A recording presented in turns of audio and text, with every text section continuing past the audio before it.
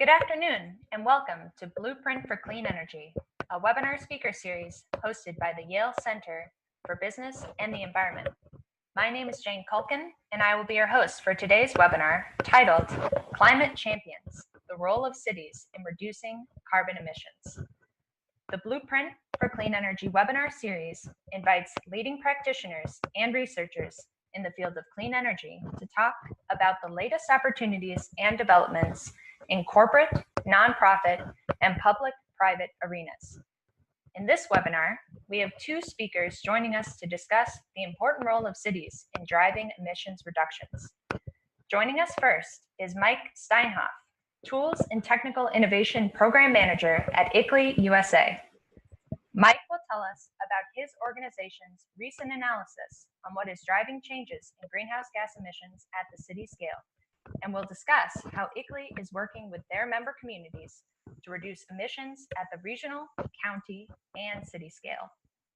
Next, Garrett Wong, Senior Sustainability Analyst for the City of Santa Monica, will talk about how his office is managing emissions reductions at the city scale and how he is using ICLEI's analyses to understand emissions reduction opportunities throughout the City of Santa Monica.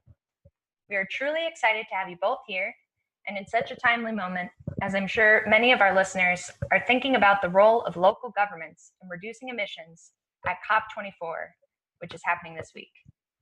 I think both of you are planning on talking briefly about that over the course of this discussion, which is very exciting. Thank you both again for joining us today. And before we begin, I'd like to make two quick announcements. First, the Yale Center for Business and the Environment is proud to announce the launch of our new certificate program, Financing and Deploying Clean Energy.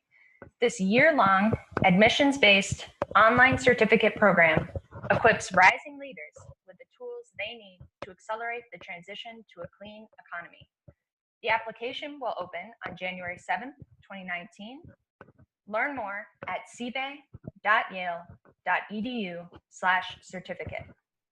And final announcement, and then we'll get started. We would like to remind our listeners that we welcome any questions you have, and we'll direct them to our speakers towards the end of the talk. Please type your questions directly into the Q&A window throughout the presentation. And with that, I'd like to turn the floor over to Mike. Thanks, Jane, and thanks everyone for joining here. It's really an honor to be part of this webinar series and be associated with the great work that's happening at Yale. Let me share my screen now. Okay, great. So what I'm going to talk a little bit about is, as Jane said, this new analysis technique that we've developed over the last couple of years with Garrett Wong, along with a number of other cities, to really try to answer some new questions about what drives changes in greenhouse gas emissions at the local scale.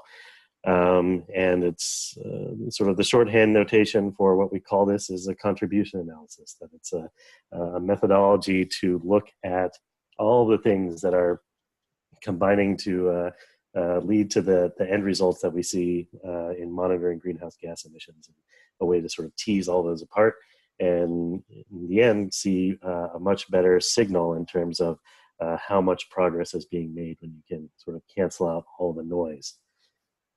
But before I get into that, just real briefly, a bit about ICLEI.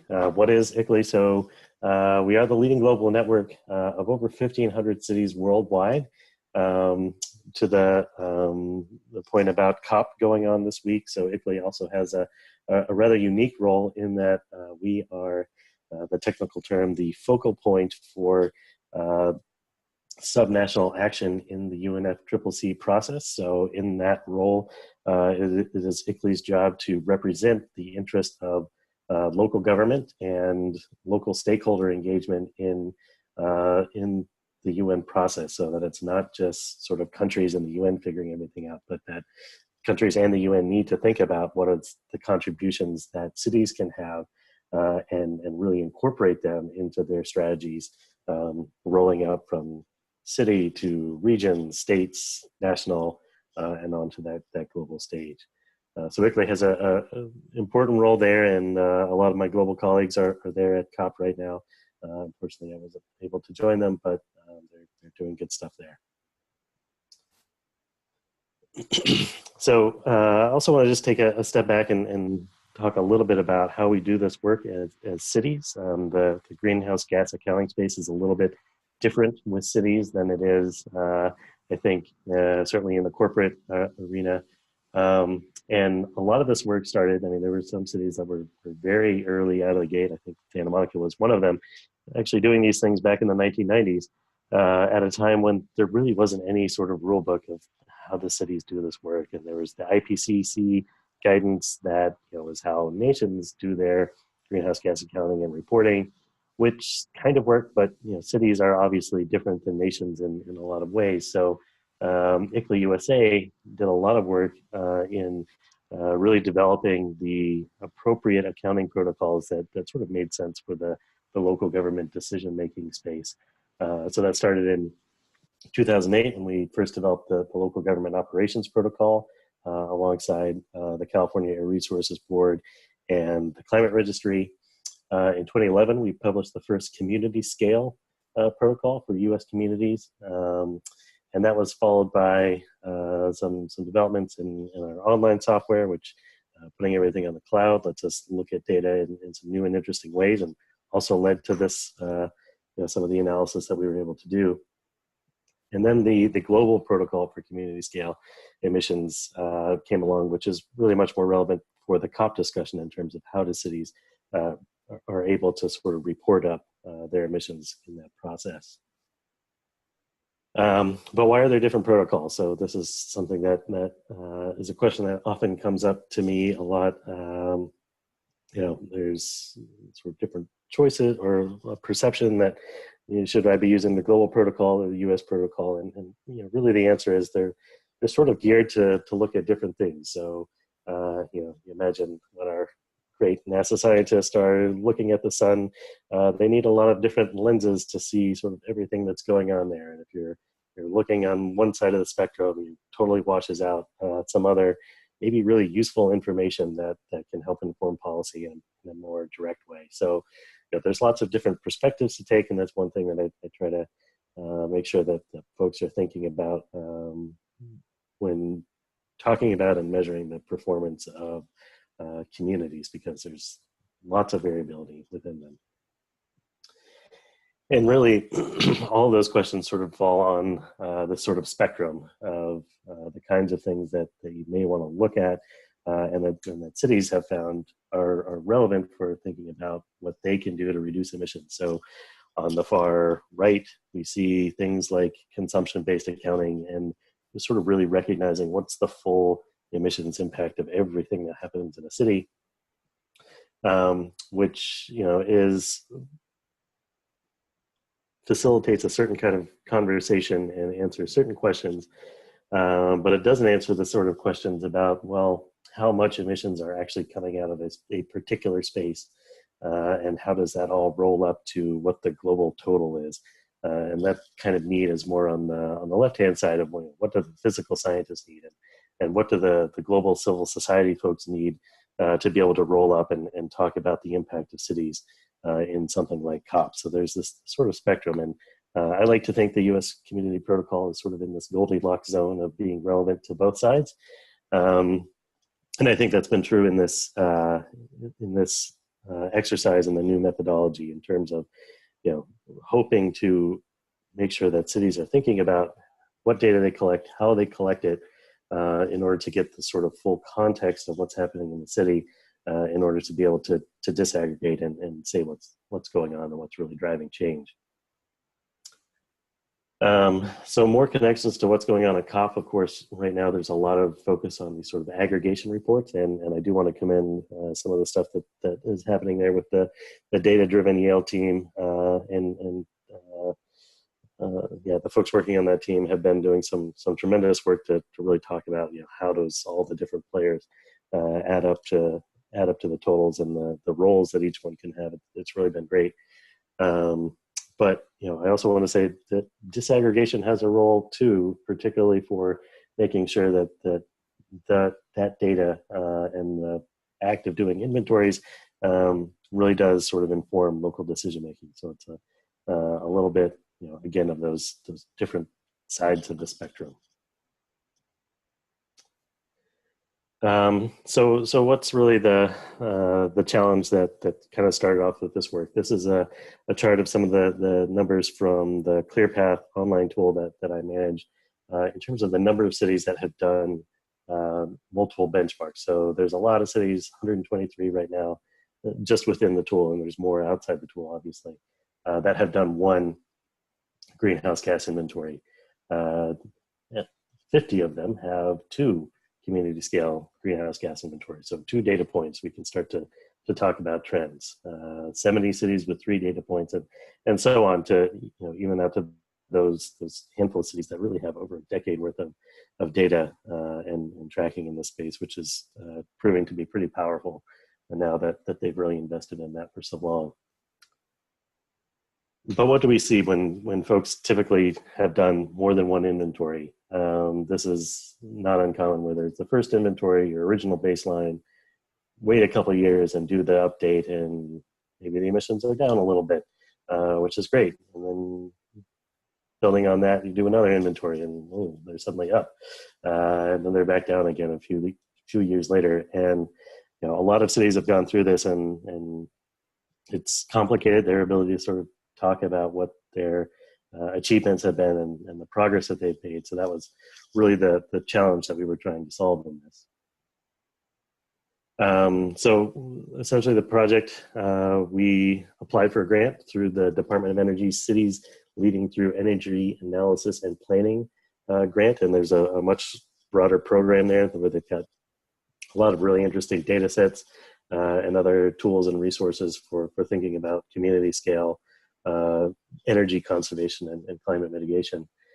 But we worked with a few of the folks that are listed here: King County and Bellevue, Washington, Santa Monica, of course, Aspen, Colorado, and then 2 regional agencies, the Metro Washington Council of Governments and the Delaware Valley Regional Planning Commission, to develop this toolkit and test it out with obviously a pretty diverse set of communities and diverse data sets to make sure that it really worked across the board. And so what the contribution analysis, this is sort of the end point that you get with it, but it really sort of develops these sort of waterfall charts. A lot of this work was also initiated by New York City, but we wanted to templatize it and make sure that everyone could do it. And essentially what it does is it provides a framework for breaking down things like, well, how much did population growth contribute to emissions going up, or job growth? Do warmer summers increase air conditioning loads and cause energy and emissions to rise? But warmer winters can tend to drive things back down, and actually we've seen quite more dramatically than the impact of warmer summers. Some of that is cleaner grid.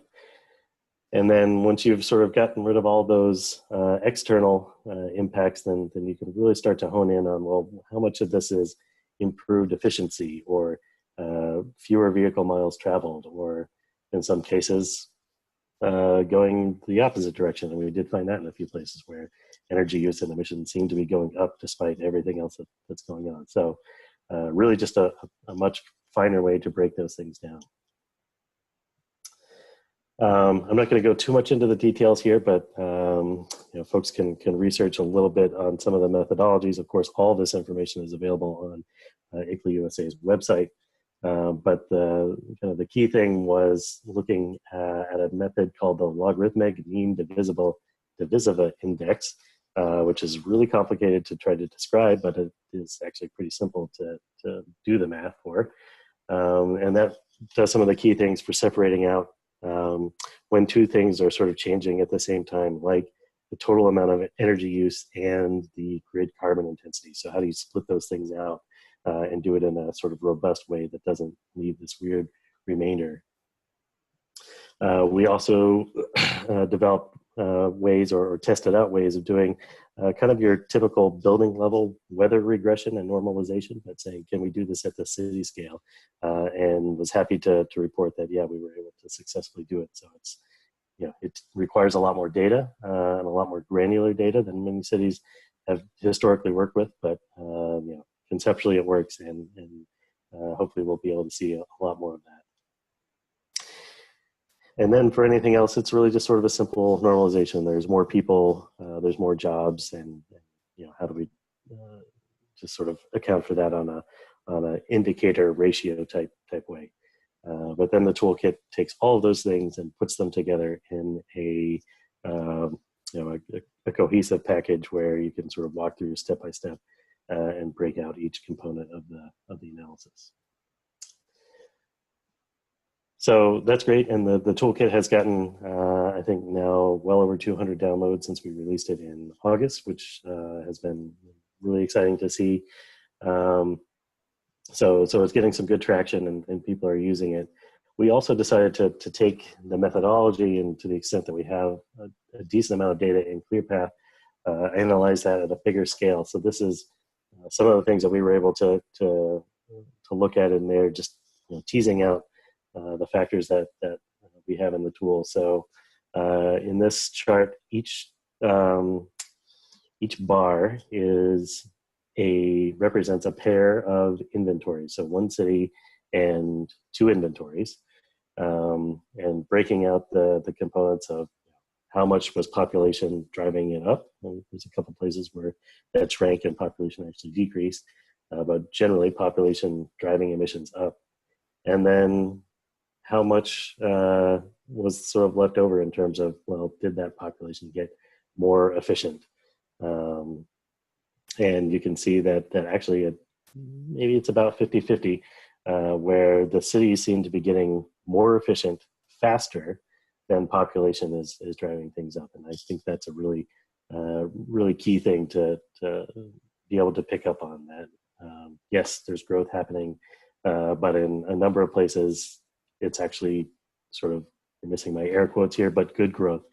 And that despite more people, the buildings are getting more efficient, the new buildings are more efficient, and you can start to see that bearing out in some of this data. Obviously, there's a few cities that have some work to do, but I found this to be generally a positive sign. Then we can also bring in other factors. So, well, how much is that sort of things that are somewhat external to what happens at the local government? So what's happening to grid electricity, and how much does that play in? And when I do that, sort of the net of all those three factors, that inflection point of where it goes from net negative to net positive is obviously much further to the right, and we can see actually on the whole, combined with the grid getting cleaner and buildings getting more efficient and people using less energy, quite a lot more cities appear to be making the progress that we want to see. It may not be as much progress as we want to see, but it's something more that we can tell beyond what is the story if you're just looking at the top line numbers. Did something similar with transportation, again looking at population, and in this case the sort of efficiency wedge being VMT per capita, so which places are growing but having less vehicle miles per person, and where does that sort of show in the net? And again, it was sort of close to 50-50 in terms of places that are indeed reducing VMT per capita even while their population is growing, which is a good sign. And we try to do some things to try to figure out, is there something common about those places that are doing really well versus the ones that aren't? There are some kind of obvious regional differences. The ones that are really growing in maybe a bad direction are places that you think about as sort of sprawl type development. But it was a little harder to draw conclusions about, well, what's really the factor that's contributing to that. But it is clear that we can see some difference between the performance of different cities. And again, added in the sort of thing that's happening beyond that external factor in terms of the fuel economy of those vehicle miles traveled. And again, we see a decent number of additional cities that are now in that sort of net negative across those three factors and emissions going down. So, again, a more interesting piece of the performance story. We also looked a little bit more at the key pilot cities, and we had an additional set of pilots, and just sort of plotted in this case what are the relative impacts of all of these major factors. And this is just within residential energy, but it was interesting to see just sort of the spread of how much does the grid changes to grid carbon intensity, how much change does that typically cause versus population growth driving things up in many places. Weather impacts sort of sometimes driving emissions up, sometimes driving them down, as a factor of both the particular years that are involved. So being able to account for if it wasn't an anomalously hot or cold year, we can correct for that noise, but also giving us some sense of how sensitive are we to weather responses, and maybe if a city is very sensitive to weather, that can be an indication of where to focus the mitigation actions to try to dampen down the impact that weather can have. But then I always try to focus on that last one, what I think is really the key performance indicator of, okay, all those other things taken out, how much, in this case, kilowatt hours per capita in the residential sector, are they going up or down, as a much better indicator of performance. And in most cases, they were going down, which was great. And then, of course, how all those things lead to the net numbers, I just found very interesting. So there's some neat new lessons there. I think one last example here, just on the power of those cities that have been doing this work for a very long time and tracking emissions for a long time. So Portland, Oregon was one that has quite a lot of data built up. And we were able to sort of break things out there in a number of ways and really think about what the city's contribution can be. So this is on transportation emissions. So the first thing we took out was the population factor. How much has population over time been driving emissions up? And then we said, okay, well, that plus the fuel efficiency, and fuel efficiency improving is obviously taking emissions down. And those two things are, to a certain extent, sort of balancing each other out. Then we looked at teasing out the VMT per capita, and across, all the way back from 2001, in this case through 2013, from year to year, it sort of wobbled a little bit for a while, but in recent years, they've really seen a much better performance on VMT per capita. And that leading to the net impact, which you can see sort of ties very closely to that VMT per capita. So, there's those sort of diametrically opposed external factors from population growth on the one hand and fuel economy going in the opposite direction. But that local action in terms of what Portland is doing to manage VMT per capita really seems to be the thing that in some levels wins the battle year to year in terms of our emissions going up or down. So I thought that was really quite interesting.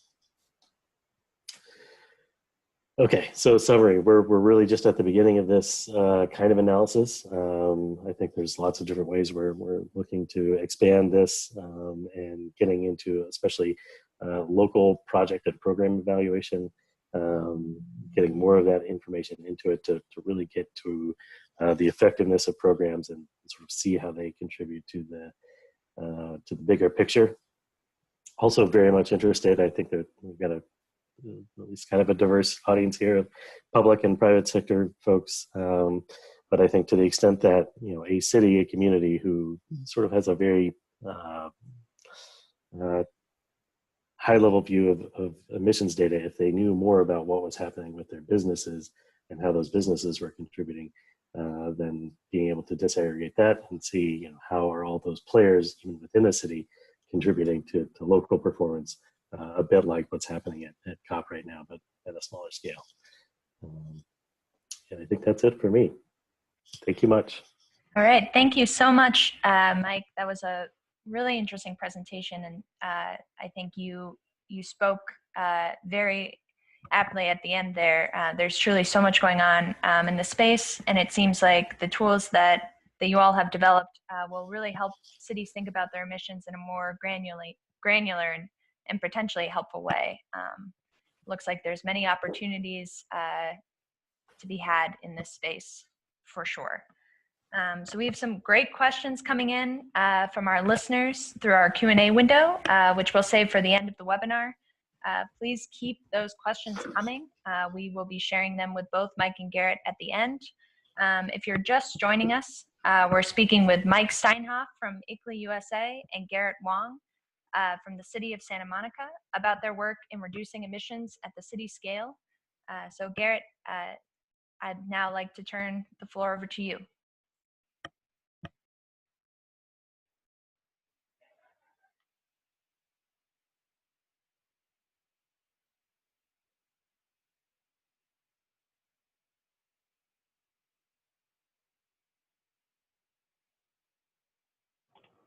Hi, can you hear me? Yes, we can hear you.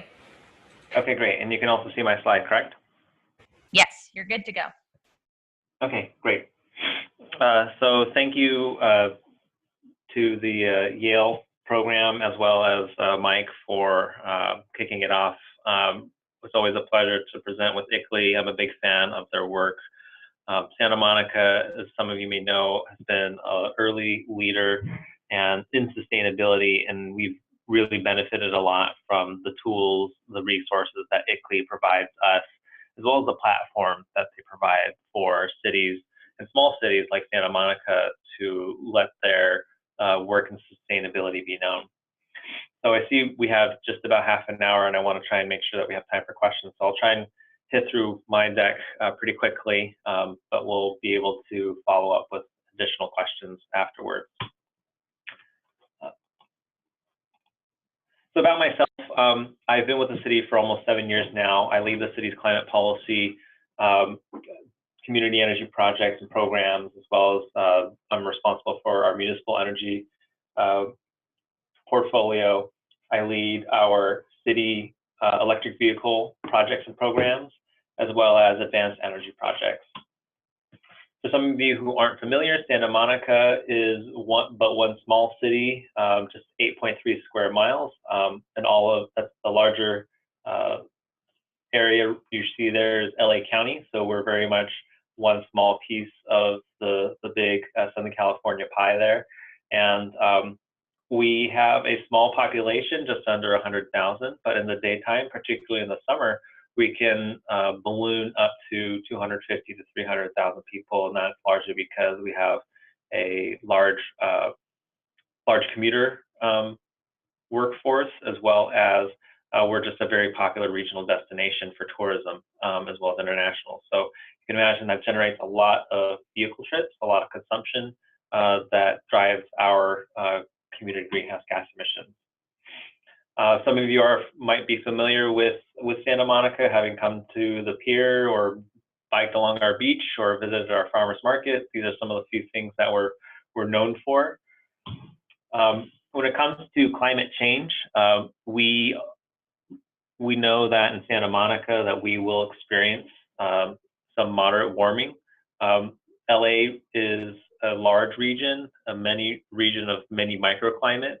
Santa Monica is fortunate to be coastal and have not a large heating load or cooling load. I'm sorry. And so, but we do experience extreme heat days and higher than average temperatures, particularly in the last few years. We're also affected by the fact that we will have less water available. We're in Southern California, which is highly reliant on Northern California and the Colorado River for its water supply. So we're doing what we can to increase our local water production, as well as to conserve as much as possible, both in residential and commercial. Santa Monica is fairly well off when it comes to sea level rise. We have a wide sandy beach. Unlike the cities of Malibu or the community of Venice to the north and south of us, they have a much different dynamic when it comes to their natural protection and their topography. But Santa Monica should be relatively well off. but there are events that do bring up a larger volume of water when there's a high tide or king tide, or when there's coastal storms. So those are things that we are looking to protect ourselves against, as well as the larger regional impacts like wildfires, which don't have a direct impact on Santa Monica, but can affect regional connectivity. If freeways close, people are unable to get in and out of Santa Monica, as well as affecting general air quality in the area. So as I mentioned, Santa Monica has had a long history of being a leader in sustainability. One of the things we've been known for over the past 2 decades has been our sustainable city plan, and that has really guided the city in terms of being able to set goals and objectives in various sectors, and not just environmental goals, but also social and economic sectors as well, really thinking about what does the whole sustainable community look like. We've integrated sustainability into a lot of our planning and projects. So almost a decade ago, we worked on the land use and circulation element, and that really focused on reducing vehicle trips as it relates to land use. It was a very forward-thinking policy, and it's one that continues to drive a lot of the land use decisions in Santa Monica going forward. We developed a climate action plan, the 15 by 15 plan, to achieve an interim goal of reducing greenhouse gas emissions 15% below 1990 levels by the year 2015. And I'll talk a little bit about the results thereafter. So as we implemented that plan, we realized that we were actually going to achieve beyond 15% below 1990 levels. So you can see here, we actually achieved a 20% reduction below 1990 levels, which we're very pleased about. And just to put that into perspective, you can see California is trending to also meet a similar goal. They were looking to at least hit 1990 levels by 2020, and they're looking to exceed that. The United States, we know, is doing some has been moderately decreasing its emissions, but we don't know exactly where it's going to go under the current administration. We have a good story to tell in that since 1990, since we've been tracking greenhouse gas emissions, that we've seen positive trends in terms of increased jobs, increased local sales tax. We've seen a modest increase in our population, and across every sector, every greenhouse gas emission contributing sector, that we've been able to reduce greenhouse gas emissions. So if we follow from left to right in the residential sector, even though electricity use has gone up, natural gas use has gone down significantly, and both the impact of having a cleaner utility grid and the reduced natural gas use has reduced residential emissions. The same goes for the commercial sector. In the transportation sector, we haven't had as much success as the city of Portland has, as Mike pointed out, but as a result of greater fuel efficiency, we've seen emissions slightly decline. And we've also ramped up our recycling and composting and our landfill diversion programs, and by diverting a significant amount of landfill waste, we're able to reduce the waste emissions pretty significantly.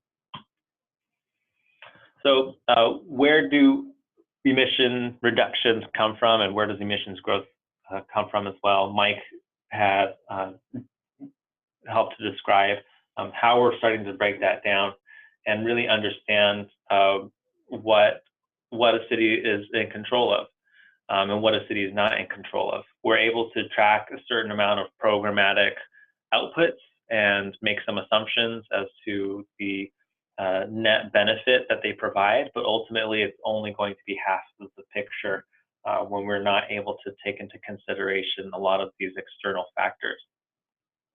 So if we're looking at the start and end, these are our 2011 and 2015 emission inventories that bookend this chart here, and you can see the increases on the left-hand side and the decreases on the right-hand side. And when we kind of create the scale that's more easier to read, we can see that things like population growth and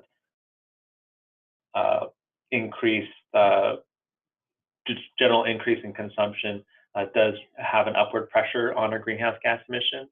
But what has been driving down our emissions are our local programs. And one of the things that I found most useful out of this exercise was trying to understand what Santa Monica, again, has the ability to influence and what it does not. So that's why I've identified these local drivers, things that are particularly within our purview, and then these things that are external. So things like increasing the grid, renewable energy, that's something that's largely been out of our control.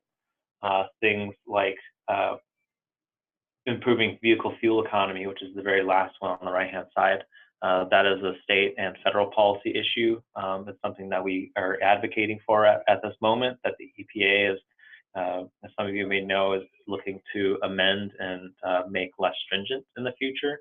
So we really need these kinds of higher level policies to help continue to drive local level emission reductions. One of the benefits also of this exercise is that these external drivers will soon be locally driven as we implement things like community choice aggregation, and as we work to electrify vehicles, which will also eliminate the emissions from vehicle transportation.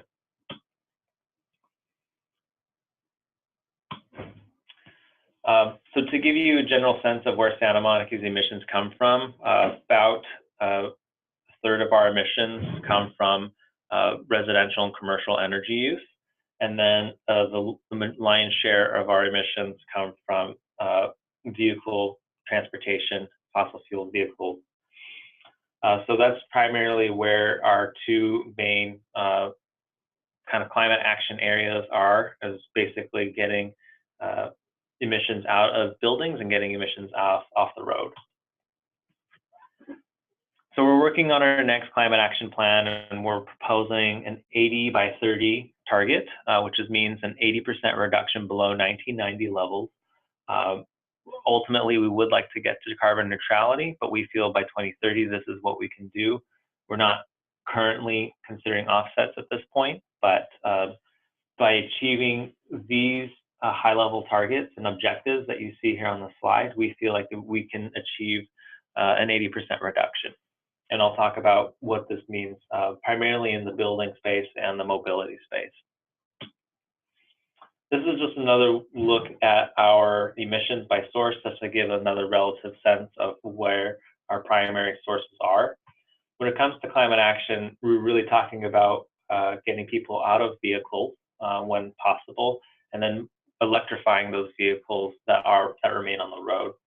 When it comes to our electricity use in the buildings, we are going to be soon part of a community choice aggregation program, which I'll talk about in a moment, but that will allow us to essentially get to 100% renewable energy much quicker than the utilities will at this point. When it comes to addressing natural gas use, we want to continue to promote efficiency, but there's been a lot of interest and enthusiasm around building electrification, which is no small task. But ultimately, when we look at natural gas use, you might have to look at alternative sources of natural gas to help reduce emissions where the end use cannot be changed, particularly just on the time scale that we're looking for. So when it comes to city policy, we have to consider what are the things that we can do, that what are the levers that we have within our control. What are the things that are easy? What are the things that, once the low-hanging fruit is gone, that we have to resort to? And in terms of the amount of impact that we want to drive, what is available to us? So we have to consider all these different factors when it comes to coming up with policies in the near term as well as in the long term. So our primary strategies for getting to zero net carbon buildings are to decarbonize our energy supply, increase efficiency in new construction, and increasing the efficiency in our existing buildings.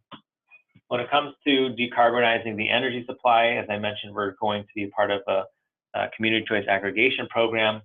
For those of you who are less familiar, we're in an investor-owned utility service territory, which means we're currently covered in a monopoly where the utility provides what the generation as well as the transmission of energy. But under community choice aggregation, local governments can actually get involved and take over the energy generation component. So local governments are joining together primarily in small regions. We're joined together with Los Angeles County and LA County and 30 other cities to procure power directly from power providers. And we're sourcing higher contents of renewable energy, transmitting it over the existing utility lines directly to the customer. And so that is a great opportunity not only to achieve our renewable energy goals, but also to capture local ratepayer revenue, which is for up until this point gone to shareholders, to the investors who've invested in the utilities, but will now be returned to the local government organization to continue to invest in local community energy programs. To increase the efficiency in new construction, Santa Monica was one of the first communities to implement a residential zero net energy code. The state of California recently adopted a zero net energy code, which will come into effect in 2020. We did it in 2017. So we were a test case for the state to give them an idea as to how this code would work in the future. We also have a non-residential solar requirement. So all new construction, whether you're residential or commercial, automatically has to have solar. When it comes to the residential side, it's performance-based. When it comes to the commercial side, it's prescriptive. What we're looking forward to the future is how do we get carbon out of buildings? So, once we have, grid-tied renewable energy, and we also have locally sited renewable energy on the rooftop, we're going to have to look at the end uses that are gas-based.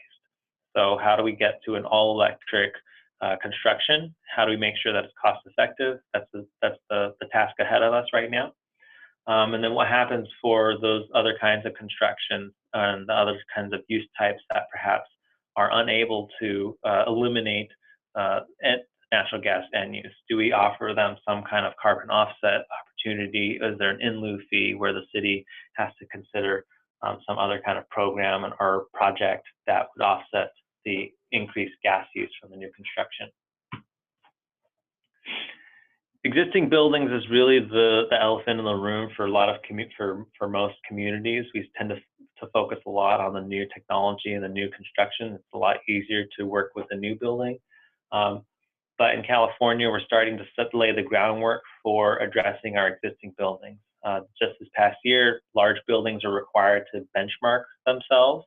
So this is primarily a voluntary program, although it is mandated. There's no penalty for non-compliance.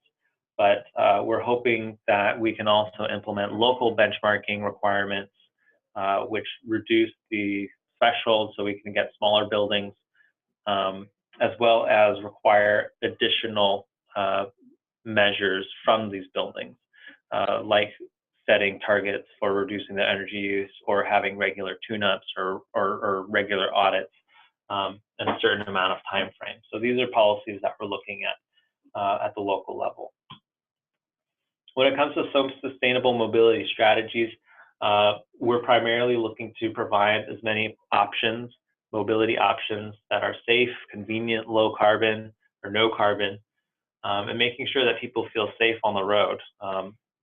A lot of people would prefer to bike or walk if they felt safe, so we're trying to make sure that that is possible. And then again, for the vehicles that remain on the road, we're trying to make it easy for people to make the transition to electric or zero emission vehicles. So when it comes to the low and zero carbon mobility options, we have a bike share program. We now have everyone's favorite, which is the electric scooter. Santa Monica now has a pilot program in which we've temporarily permitted for operators dockless mobility devices, which includes not only electric scooters, but also electric bikes, to operate in Santa Monica, so long as they comply with a certain number of our local rules and pay a fee per device and make sure that people are being safe.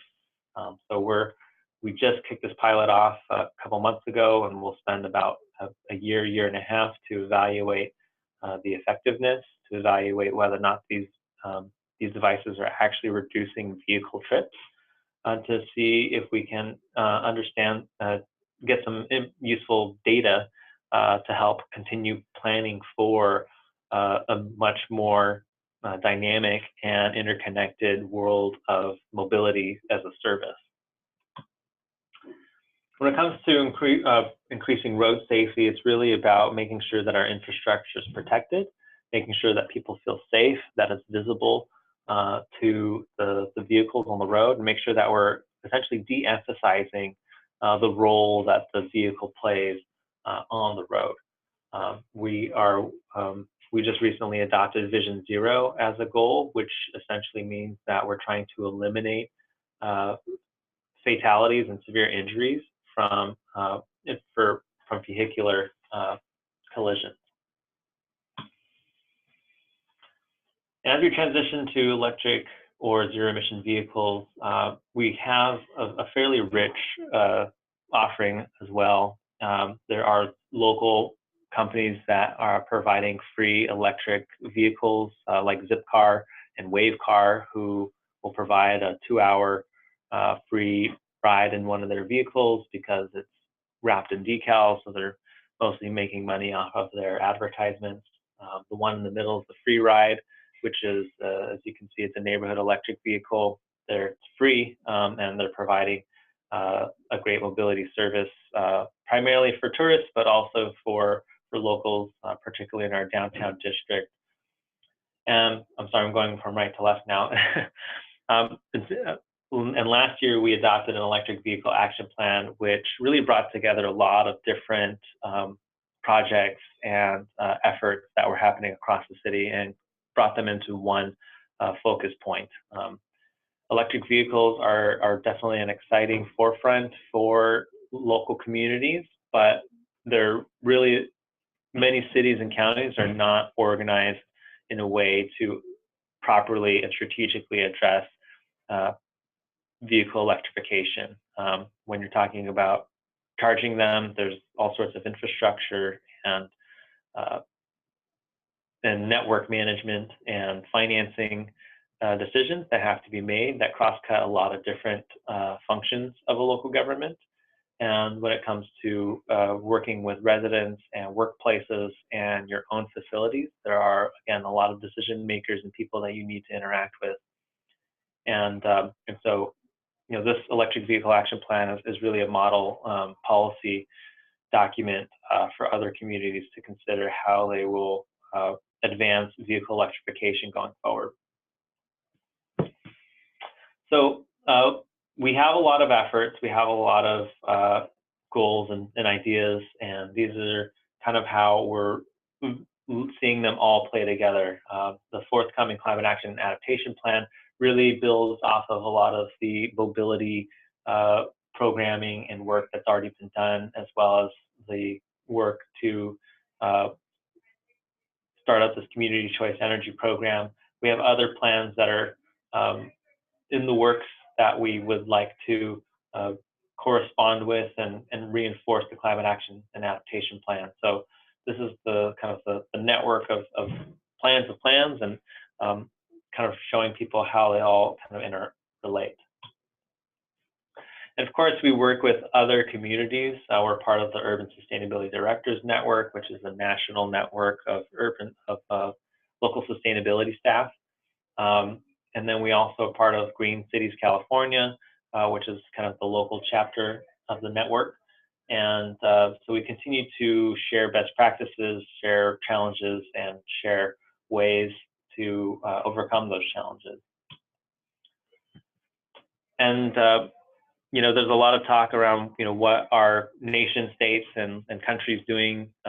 California definitely has led the way as a subnational actor, and we believe that cities are also leaders in this movement. A lot of people look to cities and really recognize the cities where we have very iconic landmarks, and I think people can much more easily understand and wrap their minds around what's happening at the city level when it comes to climate action. And so it's really great that there is such a recognition around the importance that cities play in this global movement to combat climate change. So with that, I will end it there, and we'll take some questions. But thank you again for having me. Thank you so much, Garrett, for telling us about Santa Monica's impressive climate and carbon emissions reduction goals and accomplishments. So we will now open up the webinar for Q&A. If you have questions, you can still submit them, though we are running a little bit short on time, but we've got some really great questions teed up for you guys. The first one, which I would love to hear answered by both of you, is what public-private partnerships do you think will be essential in reducing emissions at the citywide scale? So public-private partnerships are going to be essential for sure. So I primarily focus on the built environment, and so I'll talk from that perspective first. When we think about all these different things, there's lots of different challenges on buildings, whether they're mandated or other things. So to consider, we have energy goals for renewable energy, energy efficiency. Now there's battery storage. We want also these buildings to support electric vehicle charging. And then there's water conservation. And in California, we have earthquake safety. So we call them, there's seismic retrofits that they're also required to undertake for a significant portion of buildings. And then, of course, we also want to maintain affordability at the same time, particularly for residential buildings. So there's just a lot of demands on the built environment that are being placed upon them. And so we're going to have to think about ways that the city can partner with financiers, partner with retrofit companies and solar companies and technology companies and construction companies to think about ways that we can address the whole building. Because when you think about any one of these building systems that I just referenced, they're large projects in them of themselves, and they take a lot of time to develop and to finance and to execute. And if a property owner, or let's say a homeowners association, goes through these projects, they are not really going to have much of an appetite to do much else after that. So we really need to take advantage of the moment when they're willing to start to open up the walls and look at what needs to be fixed, and making sure that we're getting there at the same time and providing the resources. So that's one way I see public-private partnerships helping a lot. We're already working a lot with these mobility service providers through the dockless mobility systems and devices. Obviously, Uber and Lyft are out there right now. And I think really, we want to make sure that they're accessible to people. So, there are people who are on different parts of the socioeconomic spectrum. Some people who don't have smartphones, some people don't have credit cards, some people who just don't feel like it's culturally appropriate, or they just don't feel comfortable using these devices and systems. So how do we make sure that this ecosystem of mobility services isn't really just serving one part of the community, serving everybody? They're actually taking vehicles off the road and actually reducing emissions. These are ways that we really need to work with the private sector to make sure that we're hitting all of our goals. Yeah, I'll just pick up on the latter part. I think that the mobility space is where the partnerships are really going to be essential, with so much disruption going on there right now, and particularly the very large impact that appears to be having on ridership and viability of large transit investments. I mean, cities and public agencies need a lot of information in order to plan their investments and to administer public funds wisely and most effectively. And I think I've seen some good signs on the new mobility service providers being working in collaboration with them, but I think there's a Wonderful. And really quickly, I'd love to get both of your takes, Mike. If you'd like to start this one off, what do you both think are the major opportunities and obstacles for emissions reduction at the city scale going forward? Maybe one major opportunity and one major obstacle. That would be great.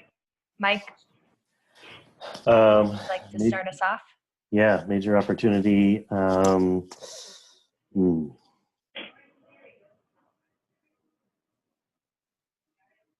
to pick just one.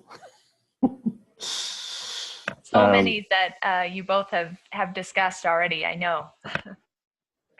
I'll go. So I think the community choice aggregation program is a really great opportunity. Again, not only will we be able to significantly reduce emissions from electricity use almost by a fifth if everyone goes to 100% renewable energy, but again, what it does, it creates a local revenue stream for the local governments. It goes to the community choice aggregation program, but it will ultimately return back to local governments when it comes to the programming. And because these entities are run by local governments that have core missions to fight climate change, we'll see much more aggressive programming and funding to deliver building electrification programs and to deliver electric vehicle programs and to deliver also really dynamic pricing and energy management programs to help us mitigate what we call the duck curve and avoid lost solar generation in the daytime. I think it's going to be a very exciting future in the world of energy. Obviously, I'm an energy guy, so but I think that's really a big opportunity for us. The biggest challenge, I think I already mentioned and went over, I think is really transforming the built environment to be ready to receive all of these benefits. And it's not just the buildings, it's the people who run them and the people who live and work in them, making sure that they can take advantage of these great changes. Wonderful. And Mike, maybe final opportunity so that we can end on a positive note. Yeah. Final opportunity, I feel like, is cities broadening their perspectives in terms of the many ways that they can reduce emissions, both within their own community, but thinking about their impacts beyond. Some of the work that we're looking forward to be doing soon is getting things like land use and forestry on the books. And if we can get cities to be thinking about, well, if growth is going to happen on a regional level, maybe those core cities, if it happens in the places that can best accommodate it with high efficiency buildings, transit, so that the local emissions are lower, but also reduces the development pressure to do land conversion and that sort of thing. I think you can have multiple benefits that come from those kinds of strategies. So that it gives me hope. Yep.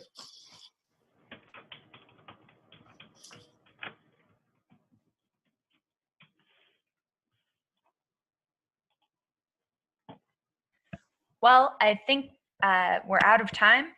This concludes today's talk on climate champions, the role of cities in reducing carbon emissions. Mike and Garrett, thank you so much for joining us today. We also want to thank the Blueprint audience for all of your questions. We will forward any remaining questions to our speakers. To view a recording of this webinar, please visit the Events tab on the Yale Center for Business and the Environment website, or access the recording through CBAY's YouTube page. Thanks again for joining us. Until next time, this is Jane Culkin from the Yale Center for Business and the Environment. Thanks all. Thank you.